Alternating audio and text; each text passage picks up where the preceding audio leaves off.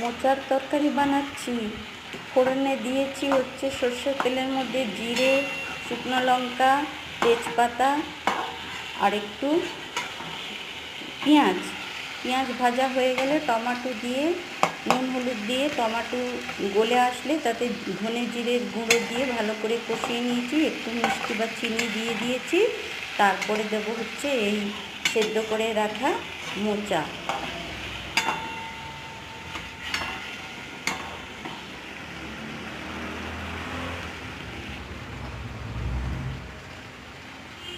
মোচাটাকে একটু সেদ্ধ করা মোচাটাকে ভালো করে হাত দিয়ে একটু করে নিতে হবে, মুথে নিতে হবে।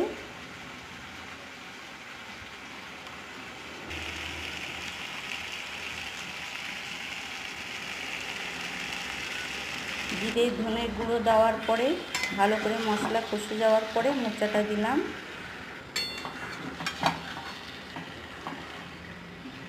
একটু মিষ্টিতে দিয়েছি।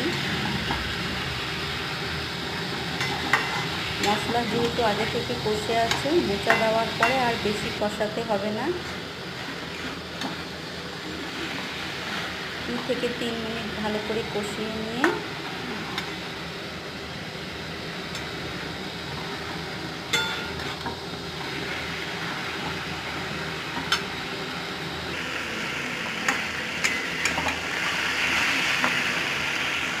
সিম করে কষাতে হবে।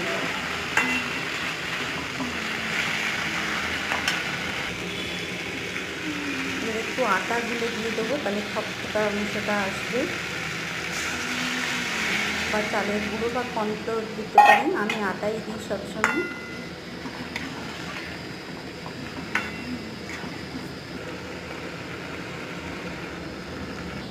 এবার একটু জল দিয়ে দিলাম। আটাটা যেরকম রান্না হয়ে যাবে, নাহলে আটার কাঁচা গন্ধ বেরোবে। তো এবারে গরম মশলা গুঁড়ো আর মেন জিনিস যেটা হচ্ছে ঘি, এটা দিলেই মোচার মানে নিরামিষ মোচা। শুধু একটু পেঁয়াজ অবশ্য ফোড়নে দিয়েছি, নাহলে তো চিংড়ি মাছ দিলে তো সেইটারই স্বাদ, মাছেরই স্বাদ। কিন্তু মাছ ছাড়াও একটু ঘি গরম মশলাতেও মোচার দারুণ লাগে। আমি প্রায় এটাই বানাই, যেহেতু আমি মাছ খাই না, সেজন্য নিরামিষ মোচার তরকারিটা বানাই। ঘি দেওয়ার পরে আর একটু ফুটিয়ে নিয়ে নামিয়ে দিলে মোচার তরকারি রেডি।